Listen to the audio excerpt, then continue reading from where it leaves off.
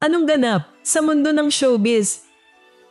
Hindi pinalad sa kanilang pagbabalik sa mundo ng politika ang dating mag-asawang sina Marjorie Barreto at Dennis Padilla matapos kapwa mabigo sa pagtakbo bilang konsehal sa Caloocan City. Si Marjorie, na tumakbo sa unang distrito, ay nagtapos sa ika-7 pwesto, lampas sa 6 na upuan na nakalaan. Si Dennis naman, na sumabak sa ika-2 distrito, ay kabilang sa mga nasa pinakahuling bahagi ng listahan ng mga kandidato. Magugunitang naging laman ng balita ang dalawa kamakailan matapos muling sumiklab ang iringan nila.